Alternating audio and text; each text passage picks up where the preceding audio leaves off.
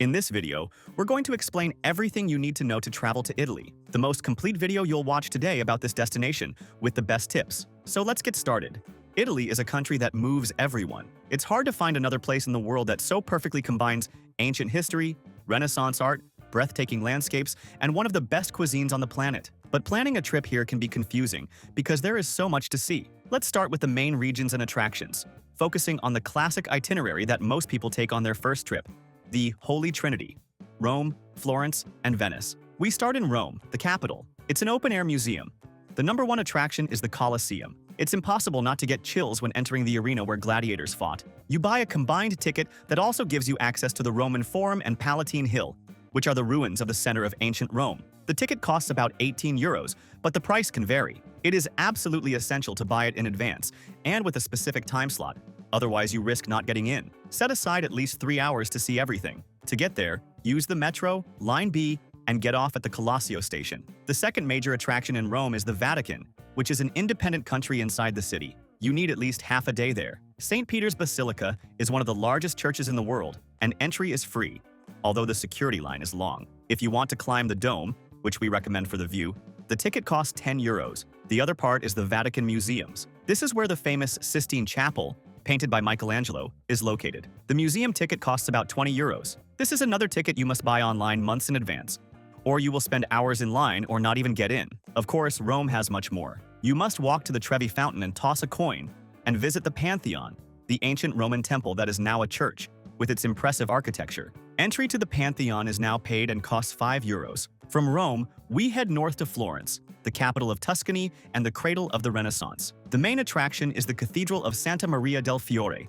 the Duomo. The church itself is free, but what you want to do is climb Brunelleschi's dome. The climb is long, with over 400 steps, but the view of Florence is unforgettable. The ticket to climb costs 20 euros and must also be bought well in advance. Florence is the city of art. The Uffizi Gallery is one of the most important in the world, home to Botticelli's The Birth of Venus. The ticket costs 25 euros. Another unmissable museum is the Accademia Gallery, which basically exists to house one of the greatest works of art in humanity, the original statue of David by Michelangelo. The ticket costs 16 euros. And, of course, walk across the Ponte Vecchio, the medieval bridge full of jewelry shops. Our third stop is Venice, the city built on water. The attraction is the city itself. Get lost in the narrow alleys and canals. The heart of the city is Piazza San Marco, or St. Mark's Square. This is where St. Mark's Basilica is located, which has free entry, but we recommend paying the 3 euros for the skip-the-line ticket online. Also visit the Doge's Palace, which is right next door. But the classic Venice experience is the gondola ride. It's a romantic ride, but it's expensive. The official price is 80 euros for a 30-minute ride during the day and 100 euros at night. This price is per gondola, which holds up to 5 people. If you're a couple, you'll pay the 80 euros. A tip to save money is to try to share the gondola with another couple. Of course, Italy has much more. If you have more time, you can include Milan in the north to see the Gothic Duomo and Da Vinci's The Last Supper, or explore the Tuscan countryside by car, stopping in medieval towns like Siena and San Gimignano. And in the south, there's the Amalfi Coast, with its colorful cliffside towns like Positano and the island of Capri. An important tip that will save you time and money is to buy tickets for attractions and tours in advance. Buying on the spot is always more expensive, and the most famous tourist spots like the Colosseum, the Vatican Museums, and the Dome in Florence often sell out days before. We'll leave the link on the QR code on the screen and in the description to the site where we always buy tickets and tours for the best price. It's the largest tour site in the world and has practically everything there. Skip-the-line tickets for the Louvre, timed entry tickets for the Eiffel Tower, the Versailles Passport, and the unmissable Seine River cruise in Paris, and day tours to the Loire Valley or Mont Saint-Michel, all at the best price, and you can buy in any currency, saving on fees. And they have free tours that are great, like walking tours of Rome. And remember that in the link below, we always organize everything you need to plan your entire trip for the best price. The sites we use to plan our trips, and that have everything much cheaper: International Travel eSIM, travel insurance at half price, tickets for all the attractions we mentioned, the good and cheap hotels we've stayed at, the car rental comparator, which is essential for Tuscany, and the global account to carry euros paying much lower fees. And the links already contain automatic discounts, as we are always updating them. So save this page to your favorites and use it when planning. It will make your trip much easier and save you a lot of money. When is the best time to visit Italy? In our opinion, the best times are spring, from April to June, and fall, in September and October. The weather is perfect, not too hot and not too cold. The fields of Tuscany are green in the spring and golden in the fall. We strongly recommend avoiding the month of August. It's the European summer.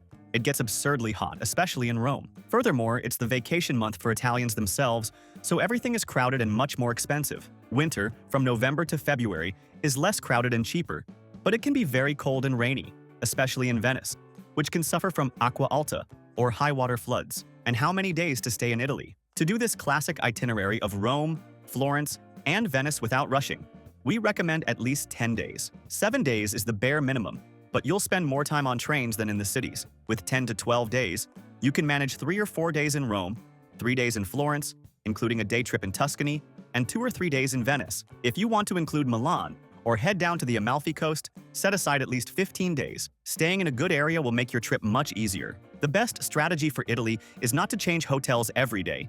It's to set up base cities. In Rome, lodging is spread out. We recommend staying near the Centro Storico, the historic center, in the Pantheon or Piazza Navona areas. You'll do everything on foot. Another incredible option is to stay in Trastevere, a bohemian neighborhood across the river, full of restaurants.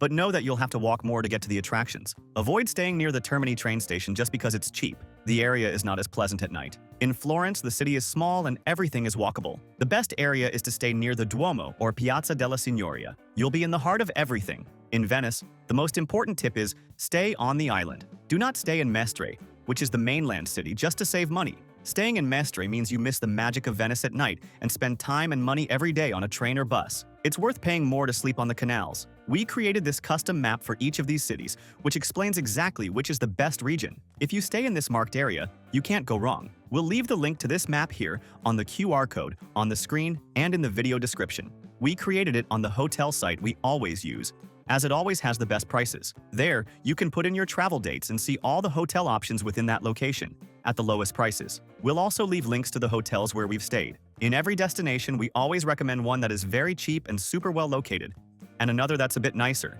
in the same location, but a little more expensive. They are great options. An important tip to save on lodging is the advance booking strategy. The earlier you book your hotel, the less you will pay. This is why we love using this website. Besides having the lowest prices, it has free cancellation for almost all hotels. You can book as early as possible to guarantee a much lower price.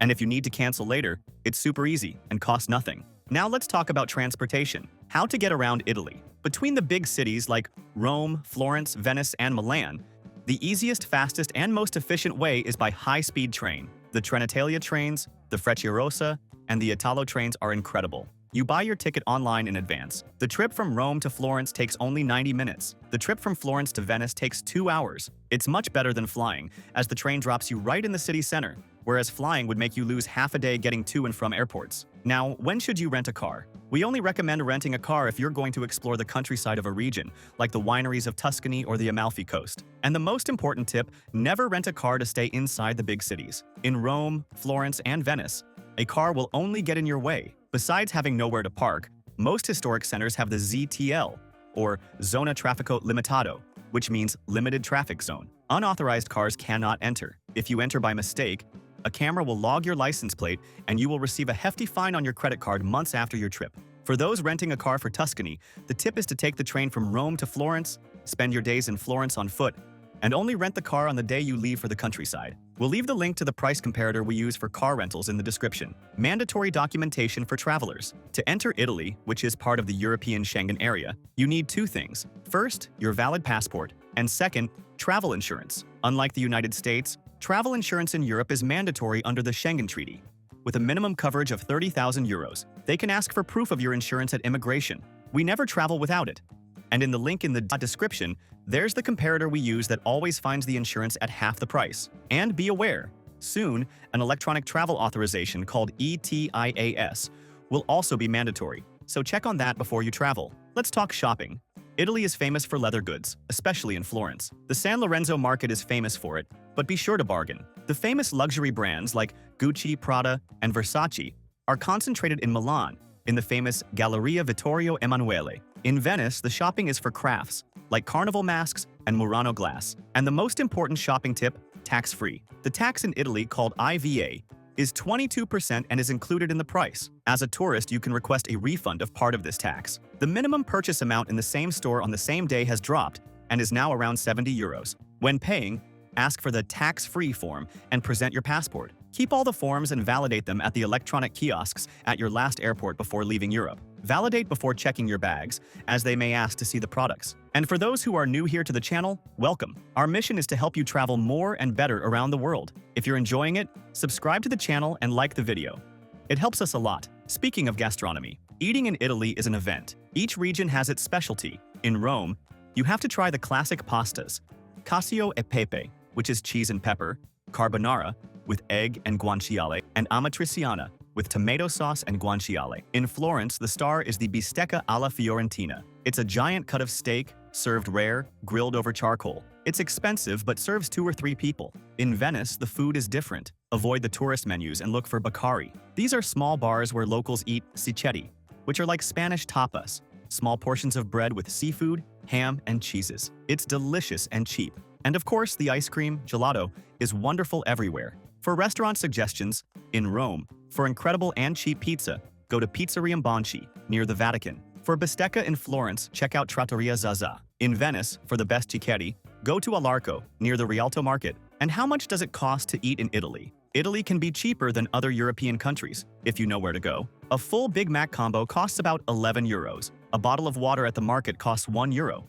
But in a restaurant, it can be up to 5. A beer or a glass of house wine at a restaurant costs about 5 euros. A crucial tip, the coperto. Almost every restaurant in Italy charges the coperto. It's a fixed fee per person, about 2 or 3 euros, just for sitting at the table and for the bread. It is not the tip, it's a cover charge. And the tip? Unlike in the United States, in Italy, the tip is not mandatory. Service is generally included. If you received excellent service, you can leave a few extra euros, but 20% is not expected. What about nightlife? The night in Italy is more focused on dining and socializing. In Rome, the Trastevere neighborhood is the most bohemian, with hundreds of bars and restaurants in the stone streets. In Florence, the Oltrarno area, on the other side of the river, has more authentic wine bars. In Venice, the evening program is to do a spritz crawl, hopping from bar to bar to drink an Aperol Spritz, the local orange drink. Traveling with kids? Italy is a great destination for families. Kids love the stories of the Colosseum in Rome, imagining the gladiators. They love pizza and gelato every day.